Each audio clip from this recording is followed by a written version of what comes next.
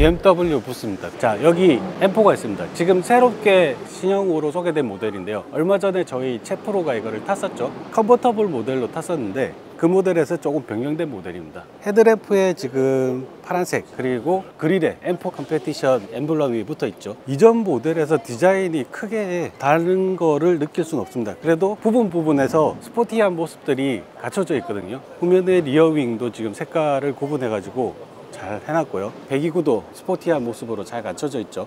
이전 모델과 달라진 거는 디자인보다는 성능 부분이거든요. 최고 출력이 20마력이 더 올라가서 530마력을 낸다고 합니다. 그리고 최대 토크가 66.3kgm입니다. 고성능이죠. 확실히 카본이 되게 많이 쓰였어요. 지금 버킷 시트도 굉장히 더 스포티한 모습으로 바뀌었거든요. 카본이 들어갔고 쫙 달라붙는 느낌입니다. 그리고 전방에 보는 지금 패들 시프트까지 카본으로 돼 있어요. 끌고 나간다면은 진짜 재밌을 것 같긴 해요. 마음에 드는 부분이 이제 카본 부분, 스포츠카에 잘 어울리는 그런 모델인 것 같습니다. BMW iX2입니다. 전기차죠. 조금 작은 XM을 보는 듯한 느낌입니다. 가까이서 보시면은 그릴은 조금 작지만 디자인이 비슷한 형태로 가고 있어요. 전반적인 볼륨감도 XM이랑 비슷하게 가져가고 있는 것 같아요. 휠 디자인도 상당히 괜찮고요. 측면에서 보면은 되게 날렵한 모습이에요. SUV인데도 불구하고 좀 날렵한 느낌을 가져가고 있거든요. 특히 뒷면에서 보면은 이게 크로스오버 형태로 되어 있는데 약간 뭐랄까 전면부랑은 조금 다른 모습을 가져가고 있어요. 실내도 한번 보겠습니다. 패밀리 룩을 상당히 잘 가져가고 있죠. 일체형 커브드 디스플레이를 적용하고 있고요. 카본 느낌은 아니지만 스포티한 느낌을 주게끔 그런 소재를 사용한 것 같아요. 플로팅 센터 콘솔이 있는데 열리는데 이렇게 열리네요. 여기에 뭐 핸드폰 충전이 되는 건 아니고요. 핸드폰 충전은 이 앞쪽에 있고, 그리고 기어 레버 이런 식으로 손이 편하게끔 만든 구성인 것 같습니다. iX2 같은 경우에는 이 드라이브 시스템이 적용돼 가지고 최고 출력이 204마력이 나온다고 합니다. 최대 토크는 25.5kg이고 제로 100이 8.6초라고 해요. 최고 속도는 170km까지 나는데 배터리 용량이 64.8kWh가 들어가 있다고 하네요. 주행거리가 478km를 달릴 수 있다고요, 표준으로. 근데 뭐 날씨에 따라 조금씩 달라지니까 어쨌든 480이면은 충분히 만족스러운 주행거리를 확보하는 느낌인 것 같아요. 소재 같은 거는 그렇게 막 고급스럽진 않아요. 일종의 프리미엄에서 보급형으로 나오는 전기차라고 보시면 될 것 같습니다.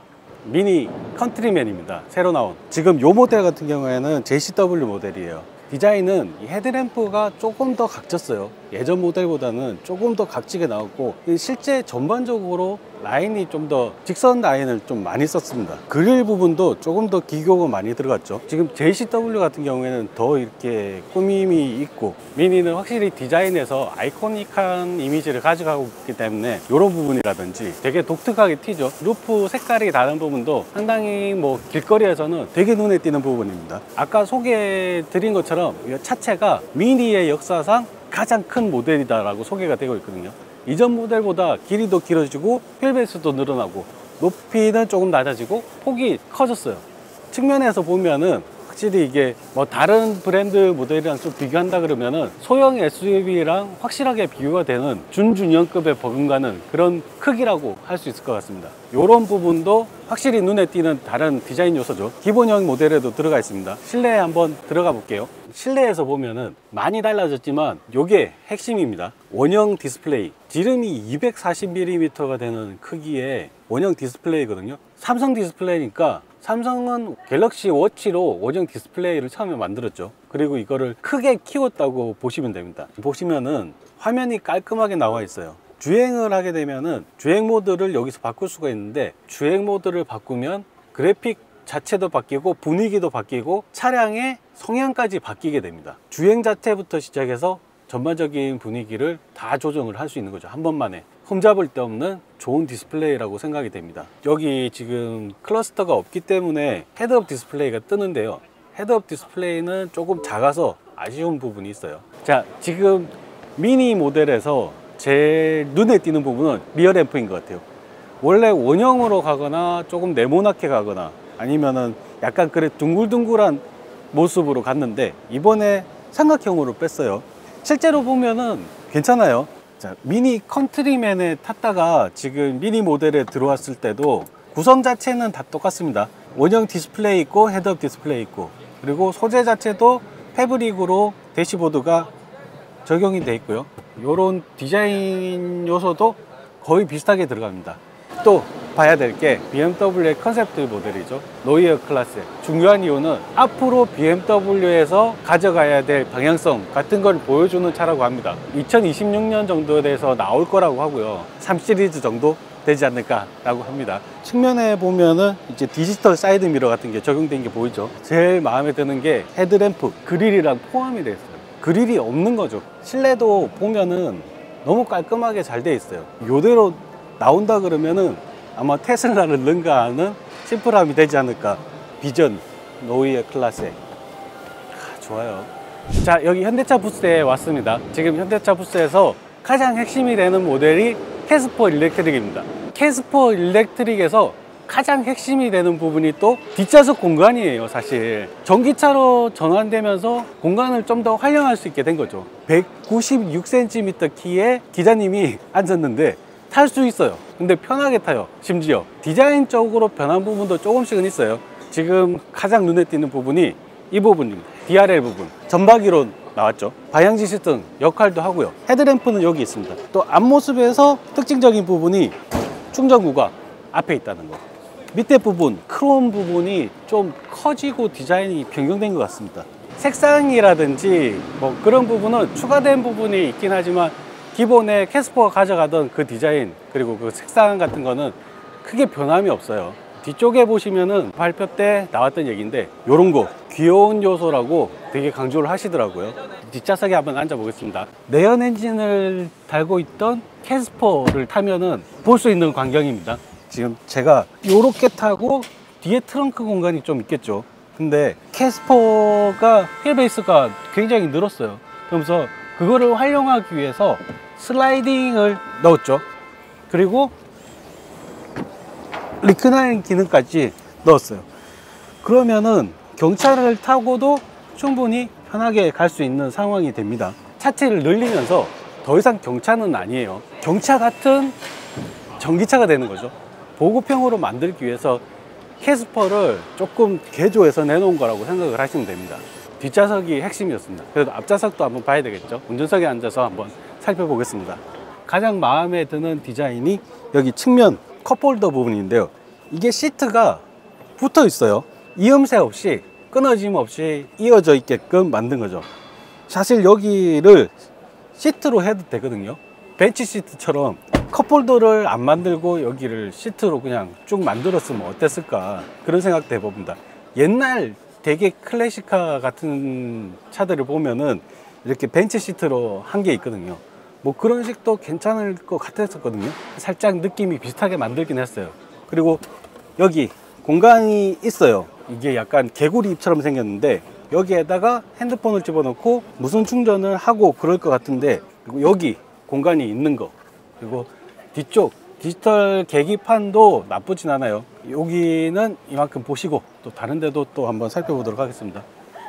지금 가격은 아직 정확하게 안 나왔고요. 다음 달부터 판매 예약에 들어갈 거라고 합니다. 현대에서 또 최근에 출시해 가지고 나가고 있는 차죠. 지금 ST1입니다. 다른 분들 하시는 말씀이 보니까 이게 승차감이 되게 좋아졌대요. 그러니까 1톤 트럭이 원래 캡포워드 방식의 1톤 트럭을 타면은 소음이 심하다, 그리고 승차감도 떨어진다, 뭐 그런 얘기를 많이 했거든요. 근데 이거는 거의 승용차처럼 편안하게 탈 수 있다 라고들 얘기를 하더라고요. 이 네모 각진 거, 입구가 정사각형이에요. 요런 게 핵심 포인트죠. 들어갈 때 편안하게 올라갈 수 있는 거, 제가 키가 180인데 닿기는 닿는데 고개를 약간 숙이면은 되는 높이, 그리고 이게 짐을 공간을 이렇게 해놨는데 많이 실을 수 있어요. 손에 보는 부분은 이런 바퀴 핸더 부분이 공간을 뺏어먹는 부분이죠. 그래, 요것도 지금 도어가, 측면 도어가 슬라이딩으로 빠지기 때문에 이 슬라이딩에 대한 공간을 차지하는 부분이겠죠. 이 부분도 잃어버리는 공간이고요. 대신 높이가 낮으니까 그만큼 또 공간을 확보할 수 있는 부분이고요. 소상공인들한테 매력적일까 하는 부분은 실제 그 입장이 돼봐야 될 것 같긴 한데, 개인적으로도 그런 부분을 살펴볼 필요가 있는 것 같아요. 디자인은 스타리아랑 똑같습니다. 거기에 전기차로 나온다, 뭐 그렇게 생각을 하시면 됩니다. 현대차는 요만큼 본 것 같고요. 또 다른 데로 가보시죠. 자, 기아 부스에 왔는데요. 지금 기아 부스에는 현대차보다는 볼 게 많지만 핵심적인 부분은 좀 적다, 뭐 그렇게 아까 얘기를 했었고, 지금 봤을 때 제일 눈에 띄는 게 이 차입니다.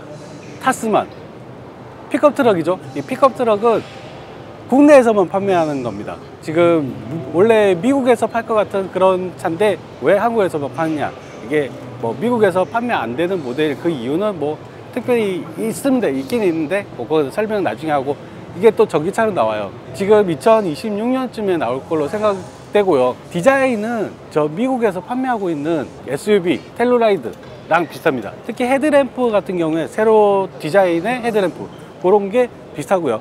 그리고 핸더 부분도 지금 기교가 들어가긴 했지만 크게 그 텔루라이드 모델이랑 크게 다르지 않는 것 같아요. 거의 비슷하게 나가고, 저 공간 그런 부분이 비슷한 느낌이에요. 실내는 볼 수가 없습니다. 지금 실내를 볼 수 없게 이렇게 펜스를 쳐놨고, 텔루라이드 모델에서 지금 트럭 베드만 만들어놨다, 뭐 그렇게 보시면 될 것 같아요. 이 차 지금 기아 화성 공장에서 만드는 걸로 알고 있고요. 나올 겁니다, 조만간에. 요거 확인하시고 또 이제 최근에 나온 EV3 한번 보러 가시죠. 얼마 전에 봤던 EV3입니다. EV3 모델이고, 지금 한 번 더 살펴보기 위해서 가까이 왔어요. 이번 모빌리티 쇼에 직접 와서 보시는 분들이 많을 거기 때문에 이전에 못 보셨던 분들 또 가까이 보시라고 한 번 더 살펴보고 가겠습니다. 뒤에 볼륨감 괜찮습니다. 제가 이걸 처음에 보고 느꼈던 게, 기아 디자인이 전부 다 대체적으로 소울의 디자인 큐를 좀 계속 닮아가고 있는 게 아닌가, 아니면 그대로 이어가고 있는 게 아닌가, 그런 생각이 좀 들거든요. 네모각진 게 좀 그런 느낌이에요. 전부 다 좋아하시는 분들도 있고 안 좋아하시는 분들도 있고, 호불호가 좀 많이 갈릴 것 같아요. 어쨌든 중요한 거는 전기차라는 거겠죠. 전기차고 이제 전기차 라인업으로 계속 끌고 갈 거기 때문에 그런 부분을 핵심적으로 살펴봐야 될 것 같습니다. 차체가 크지는 않아요. 캐스퍼 봤었죠. 캐스퍼랑 주행거리는 이게 확실히 기네요. 폭의 공간은 조금 이게 더 많기도 하고, 차체도 크고 비교가 되긴 하겠지만 큰 차이는 또 가격이겠죠. 캐스퍼 같은 경우에는 전기차를 기반으로 한 게 아니라 내연차를 기반으로 전기차를 만든 거고요. 지금 이 차 같은 경우에는 EGMP, 그러니까 전기차 전용 플랫폼을 기반으로 만든 차잖아요. 그러니까 실내 공간을 더 넓게 활용할 수 있게끔 만들어진 거거든요. 작은 차체에서 최상의 공간을 만들어내기 위해서 크게 노력을 한 것 같긴 해요. 디스플레이라든지 이것도 일체형으로 가져가고 있고요. EV6랑 아이오닉 5처럼 공간을 깔끔하게 가져가는 거는 전기차스러움을 보여주는 것 같아요. 색상도 좀 젊은 느낌을 주기 위해서 주황색 같은 거 이렇게 적용해 놨고요. 콘솔 박스 대신 슬라이딩 테이블을 적용해 놨거든요. 이게 그냥 테이블이 아니라 뭐 기능까지 설정할 수 있는 그런 걸로 해놓은 것 같습니다. 뒷좌석에 앉았습니다. 아까 캐스퍼를 탔을 때만큼이나 훨씬 더 낫죠. 솔직히 훨씬 더 나아요. 그리고 이 접는 방식도, 리클라이닝 하는 방식도 훨씬 더 편하게 되어 있고요. 편의성 면에서는 뭐 이 차가 훨씬 낫긴 하죠. 그래도 캐스퍼는 부족하지 않았다, 공간이 부족하지 않았다, 뭐 그렇게 얘기할 수 있을 것 같습니다. 소재는 이 차도 보급형 전기차예요. 지금 이 차 같은 경우에는 배터리가 두 가지 종류가 나와요. 롱레인지 모델을 사게 되면 가격이 3천만 원 중반대부터 시작해서 4천만 원 초반대까지 간다고 합니다. 그러면은 캐스퍼 일렉트릭이 만약에 보조금 받아서 2천만 원 초반대에 살 수 있다. 이 차랑 한 1,000만 원 정도가 차이가 나게 되는 겁니다. 서로 둘 다 나름대로의 매력을 가지고 있어요. 제가 돈이 좀 부족하다 그러면은 진짜 보급형 전기차라고 할 수 있는 캐스퍼 일렉트릭을 사서 탄다, 뭐 괜찮고요. 조금 더 편안하게, 조금 더 괜찮은 전기차를 타고 싶다 하면은 EV3, 뭐 그렇게 생각할 수도 있을 것 같습니다. 이제 라인업을 갖춰가고 있는 모습이 상당히 괜찮아 보입니다. 또 딴 데 한번 가보시죠. 르노 코리아 부스에 왔습니다. 지금 제가 처음에 눈에 딱 띈 게 지금 요거예요. 요거는 진짜 차는 아니고 그냥 모형인데 르노 5 모델을 그대로 모형을 뜬 것 같아요. 괜찮죠? 자, 실제 본론은 저쪽에 있습니다. 보러 가시죠. 르노 코리아 부스에서 가장 핵심적인 모델, 지금 이 차 보려고 정말 오랜 시간 기다렸죠. 그랜드 콜레오스입니다. 지금 뒷모습부터 한번 살펴보고 가겠습니다. 차체 실루엣이 약간 어디서 많이 본 듯한 느낌이 들었었거든요. 그게 제네시스, 저는 그렇게 봤어요. 제네시스 실루엣이랑 좀 비슷하게 생겼다. 그리고 캐릭터 라인 같은 것도 좀 그런 식으로 갔다. 그리고 이쪽 포터글래스 자차도 조금 비슷하게 간다, 그렇게 생각을 했었거든요. 근데 다른 부분은 있어요. 확실히 휠 디자인도 깔끔하게 잘 뽑았고요. 스포티하게 고급차스럽게 뽑았습니다. 뒷좌석 공간도 한번 살펴볼게요. 공간이 넓습니다. 지금 탄 김에 저희 인터뷰 좀 하겠습니다. 안녕하십니까. 네. 예, 그 카밥 운영하고 있는 권혁재 PD라고 합니다. 네. 권 기자님 요거 타보고 어떤 네. 느낌 드셨습니까? 지금 리뷰를 계속 하고 계신데 예. 뭐 제일 좋은 점, 제일 나쁜 점, 그거 하나씩만 얘기해 주세요. 제일 나쁜 점은 네. 현대기아만큼 리클라이닝이 많이 되진 않는다.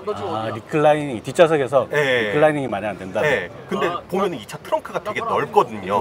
그에 비해서 리클라이닝 되는 각도는 조금 아쉬운 건 있고, 대신에 좋은 점은 소재가 국내에서 자주 볼 수 있었던 소재는 아닌 것 같아요. 보면은 신소재가 들어갔다. 천장 같은 데도 보면은 되게 독특한 직물 형태로 되어 있잖아요. 네. 이런 것도 그렇고, 지금 이 차량이 최고 사양이라서 그런지 모르겠지만은 이런데 알칸타라 되게 넓게 쓰고, 알칸타라. 네. 그다음에 내장재 저 위에 보면은 버블 같은 느낌으로 약간 되게 까칠까칠한 소재가 들어갔는데, 이런 소재가 국산 차보다는 그 밑에 내장재 거기, 그쪽 내장재가 여기. 이거 근데 이런 게 약간 재활용 소재인 거죠?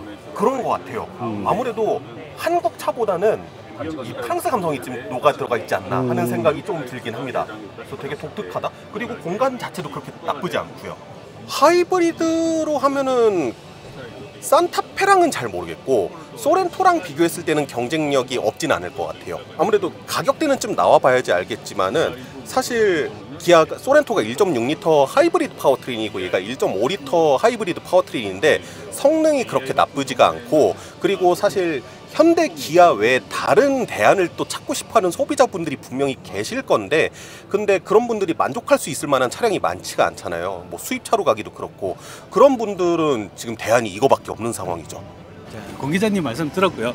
다른 분 한 명을 더 인터뷰를 해보겠습니다. 안녕하십니까? 안녕하세요. 제일춘유단의 류청입니다. 기본적으로 디자인 같은 부분에 있어서는 원래 바탕이 된 지리의 모델이 있기 때문에 그 틀은 어느 정도 유지를 하면서 부분적으로만 르노의 디자인을 반영을 한 그런 스타일이기 때문에 특별히 색다르진 않지만 어쨌든 그 르노의 아이덴티티를 느낄 수 있는 그런 요소들을 뚜렷하게 보여주기는 했습니다. 그래서 기본이 된 모델과는 어느 정도 흔적은 느껴지지만은 차별화는 어느 정도 했다라고 보여줍니다. 사실 QM6는 모델 자체가 좀 오래됐고 기본적인 뼈대가 만들어진 것도 좀 오래됐거든요. 근데 그런 것과 비교를 하면은 뼈대도 비교적 새로운 뼈대고, 여러 가지 뭐 공간 측면에서도 QM6보다 훨씬 더 좀 넉넉한 그런 사이즈가 됐고, 물론 그렇게 늘어나긴 했어도 워낙에 뭐 경쟁 모델이라고 할 수 있는 뭐 기아 소렌토라든가 산타페들과 비교를 했을 때에는 좀 사이즈 측면에서는 조금 불리한 면도 있기는 합니다. 하지만은 그런 것들을 이제 넘어설 수 있는 그런 요소들이 아주 없는 건 아닌데요. 실내에서는 물론 고급 모델의 옵션으로 들어가는 거겠지만은 이제 동반석에 이제 스크린이 하나 더 들어갔다라는 그런 거는 분명히 차별화할 수 있는 요소가 되겠고, 나머지 측면에서 그렇게 아주 돋보이는 면이 없긴 합니다. 그래서 어떻게 보면은 가격을 어떻게 책정을 하느냐, 그게 가장 큰 성패를 좌우할 만한 요소가 되지 않을까 그렇게 생각을 해봅니다. 어쨌든 제가 보기에는 결론은 그거예요. 가격 경쟁력. 소렌토나 산타페보다는 적어도 100만 원 이상은 싸야 되지 않을까. 그래야지 경쟁력을 갖출 수 있다. 충분히 갖출 수 있다. 물론 디자인적으로도 독특한 부분이 있고 매력적인 부분들이 있어요. 그런 걸 좋아하시는 분들이 있지만 대중적으로 좀 더 많이 팔리려면은 역시 가격 경쟁력밖에 없다. 그런 생각이거든요. 어쨌든 리뷰도 다시 좀 더 계속 이어가 가보도록 하겠습니다. 전면부 보시면은 굉장히 독특한 디자인이죠. 이게 비늘이 이렇게 올라가 있는 느낌이에요. 그리고 이게 앞부분이 튀어나왔잖아요. 샤크노즈 디자인을 좀 꾸몄다고 해요. 괜찮은 디자인입니다. 요거 카메거진의 편집장님 최정필 편집장님이 출연을 흔쾌 허락해 주셨습니다. 네, 출연당한 최정필입니다. 네.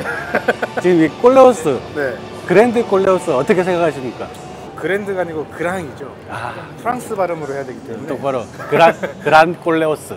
그랑 클레어스 그랑 이렇게 클레어스. 발음하는 게 알겠습니다. 정확하긴 한데 사실 개인적으로는 좀 기대가 되는 것도 있고 걱정이 되는 것도 있거든요. 그러면 안 좋은 뉴스부터. 안 좋은 뉴스부터 일단은 가격대가 얼마로 나올지는 모르겠는데 네. 일단 파워트레인이랑 상품성만 따져서 봤을 때는 너무 쟁쟁한 경쟁자가 많아요.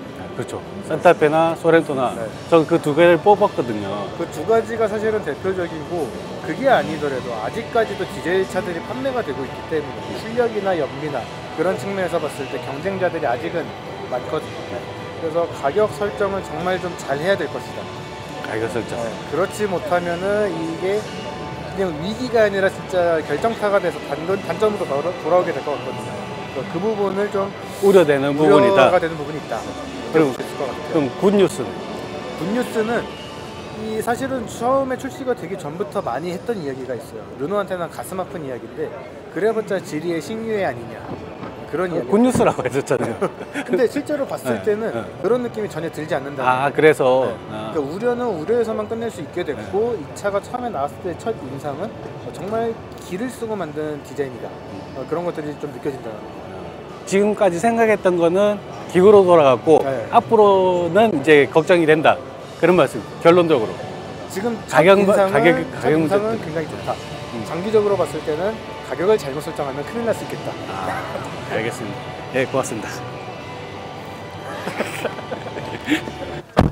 자, 운전석에 앉았습니다. 지금 운전석에서 경쟁력이 확실히 있을 거라고 생각했던 부분이 이 대시보드입니다. 대시보드에 화면이 3개가 붙어 있어요.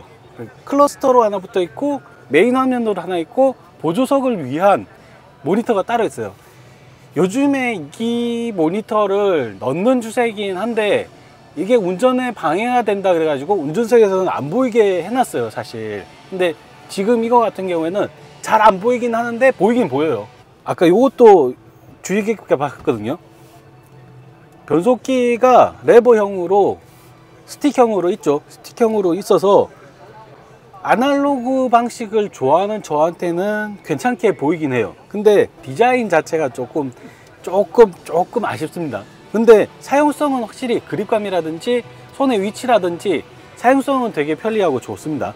그리고 헤드업 디스플레이 있고 그리고 대시보드 깔끔하게 적용이 돼 있고 아까 공 기자님 말씀한 것처럼 알칸타라 소재라든지 소재들을 고급스럽게 썼어요. 나름 되게 막 프리미엄 차들처럼 그렇게 되게 고급스러운 재질이라는 게 아니라 곳곳에 부분적으로 썼다, 뭐 그런 느낌입니다. 그리고 친환경 소재들도 많이 썼다고 했고요. 이게 고급형 모델인 것 같습니다. 아까 탔던 거는 스포티한 느낌이 드는 그런 모델로 만들어 놓은 거고, 공간이 QM6보다는 확실히 작기는 작아요. 작긴 작은데 공간이 좁진 않아요. 나름 괜찮습니다. 하이라이트는 거의 다 도른 것 같은데 그래도 이것저것 공간을 채운다고 여러 업체들이 들어왔으니까 뭐 그런 것도 살펴볼 필요가 있겠죠. 한번 스쿨터 보고 가겠습니다.